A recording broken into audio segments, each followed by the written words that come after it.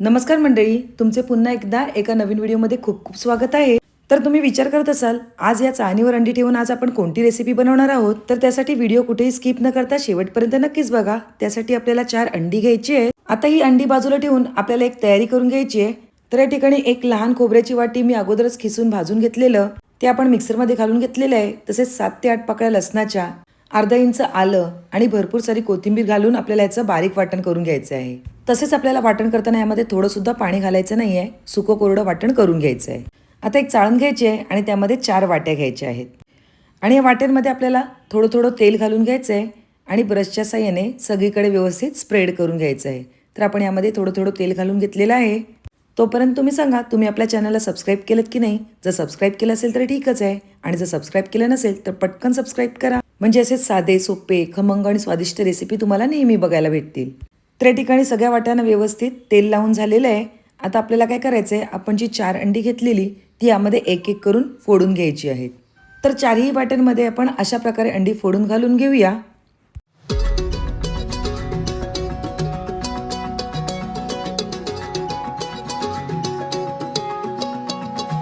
आता या ठिकाणी हे असंच बाजूला ठेवून द्यायचं आहे आणि तसेच पुढची तयारी एक करून घ्यायची आहे. आता या ठिकाणी आपल्याला 2 लहान साईजचे कांदे घ्यायचे आहेत आणि हे कांदे आपल्याला आबडधोबड कसेही कापून घ्यायचे आहेत.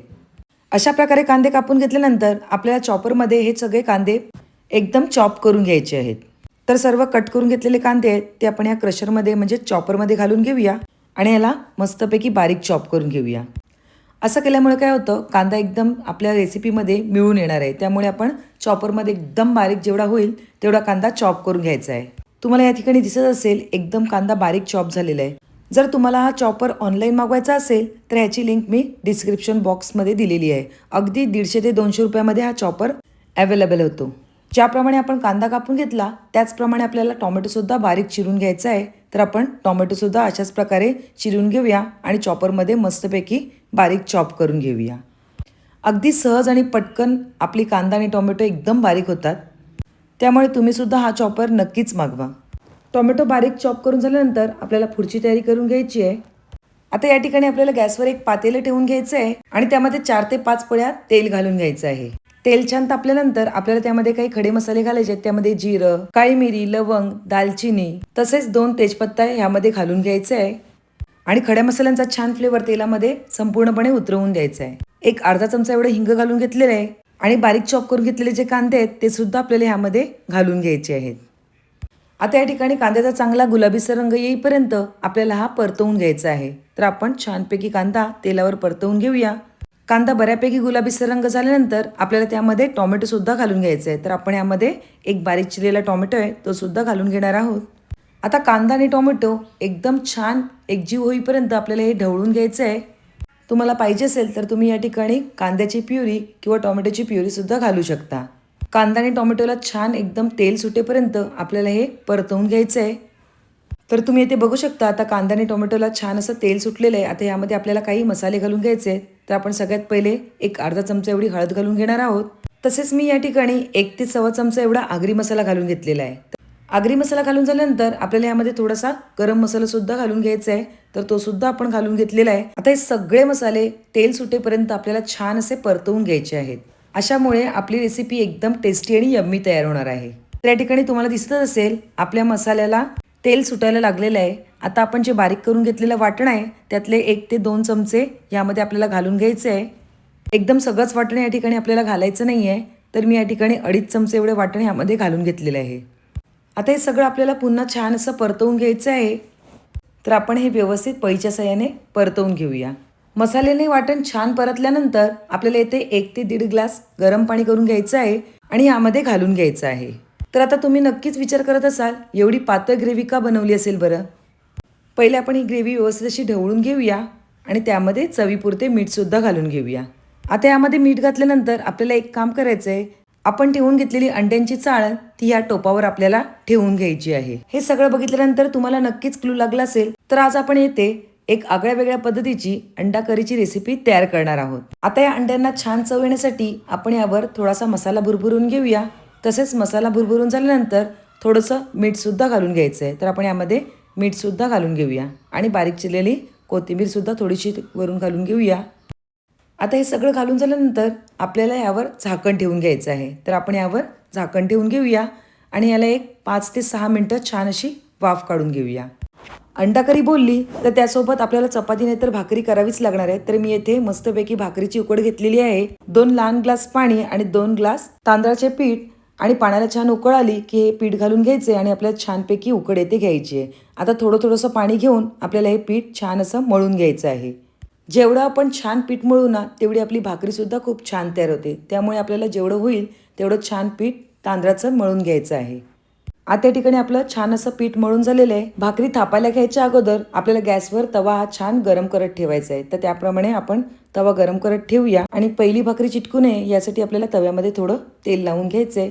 तर आपण ब्रशच्या साहाय्याने सगळीकडे व्यवस्थित तेल स्प्रेड करून घेऊया. आता या ठिकाणी आपल्याला तांदळाच्या पिठातला एक गोळा घ्यायचा आहे आणि तो छान असा मळून घ्यायचा आहे. जेवढा तुम्ही गोळा छान मळाल तेवढी आपली भाकरी छान तयार होते. म्हणजेच त्याला साईडने तडा जात नाही आणि एकदम परफेक्ट अशी भाकरी तयार होते. त्यामुळे जेवढं मळून घेता येईल तेवढं आपण येथे हा गोळा मळून घेणार आहोत.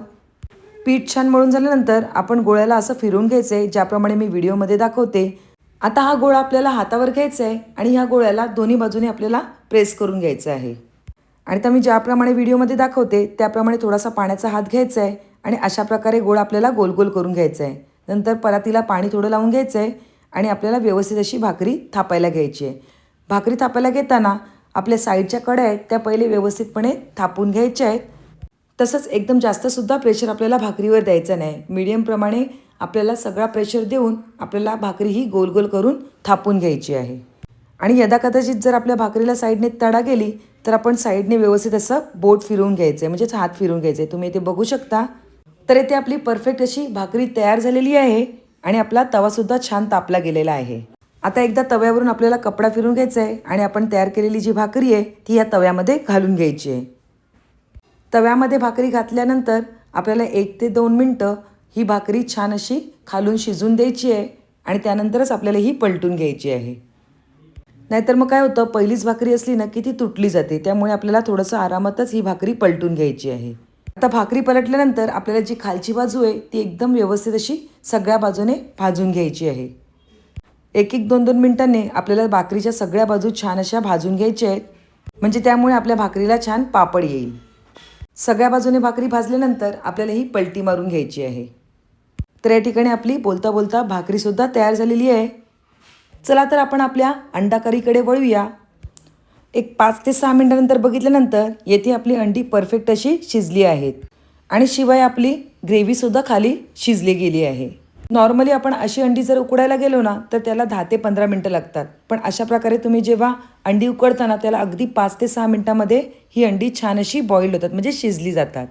वाव! आणि आपल्या कालवणाला म्हणजेच आपल्या रश्श्याला छान तरीसुद्धा येथे आलेली आहे. तुम्ही येथे बघू शकता. तर आता आपण जी अंडी आहेत ती वाटीमधून काढून घेऊया. त्यासाठी आपल्याला एक सुरीचं टोक घ्यायचं आहे आणि साईडने सगळे अंड्याच्या ज्या कडा आहेत त्या लूज करून घ्यायच्या आहेत. आणि तुम्ही येथे बघू शकता अगदी अलगदच आपलं अंड निघालेलं आहे. एकतर तुम्ही सुरीच्या साहाय्याने सुद्धा काढू शकता, नाहीतर अशा प्रकारे जर स्पॅच्युला असेल तर साईडने जसं मी दाखवते व्हिडिओमध्ये त्याप्रमाणे अलगद असा फिरवून घ्यायचा आहे स्पॅच्युला आणि त्यानंतर अलगदच अंड पटकन निघलं जातं. बघितलं ना, अंड वरून आणि पाठून एकदम छान असं शिजलं गेलंय. त्यातले पिवळं बलक सुद्धा छान शिजलं गेलं आहे आणि वाटी सुद्धा एकदम क्लिअर निघालेली आहे. तर ही तुम्ही अंडी अशा प्रकारे सुद्धा खाऊ शकता आणि डाएट करणाऱ्या व्यक्तीला तर एकदम परफेक्ट अशी ही अंडी आहे. चला तर आपण आपली ही अंडी आपण तयार केलेल्या ग्रेव्हीमध्ये घालून घ्यायची आहेत. वाव! तरीला बघूनच तोंडाला पाणी सुटलेलं आहे आणि अंडी बघून तर अजूनच यम्मी वाटते. सर्व अंडी रस्स्यामध्ये घालून घेतल्यानंतर आपल्याला पळीच्या साहाय्याने ह्यातली जी ग्रेव्ही आहे ती या अंड्यांवर घालून घ्यायची आहे. म्हणजे काय आहे, छान अशी आपली सर्व अंडी त्यामध्ये मुरली जातील आणि रस्स्याला आणि ग्रेव्हीला अंड्यांचा छान असा फ्लेवर लागला जाईल. सर्व ग्रेव्ही व्यवस्थित घालून झाल्यानंतर आपल्याला 1-5 मिनटं यावर झाकण मंद आचेवर ठेवून द्यायचं आहे. त्यामुळे अंड आणि ग्रेव्ही छान मिळून येईल. 1-5 मिनटानंतर आपण बघून घेऊया. वाव! येथे आपली परफेक्ट आगळी वेगळी अंडा करीची रेसिपी तयार झालेली आहे. आता आपण यावर बारीक चिरलेली कोथिंबीर घालून घेऊया आणि आपली डिश आपण सर्व करून घेऊया. नक्कीच तुम्ही सुद्धा तुमच्या घरी अशा प्रकारे अंडा करीची ही रेसिपी नक्कीच तयार करून बघा. एकदम परफेक्ट अशी अंडा करी आपली तयार होते. खाली ग्रेव्हीसुद्धा शिजते आणि वरती अंडीसुद्धा बॉईल छान होतात. चला तर आपण आपली भाकरी मोडून घेऊया. तर तुम्हाला माझी आजची ही रेसिपी म्हणजेच आगळ्या वेगळ्या अंडा करीची रेसिपी कशी वाटली नक्कीच कमेंटद्वारे कळवा. आणि रेसिपी आवडली असेल तर पटकन एक लाईक करा. तसेच तुमच्या फ्रेंड्स आणि रिलेटिव्हसोबत आपली ही लिंक शेअर करायला अजिबात विसरू नका. पुन्हा एक नवीन रेसिपी घेऊन येऊया. तोपर्यंत बाय बाय. थँक्यू.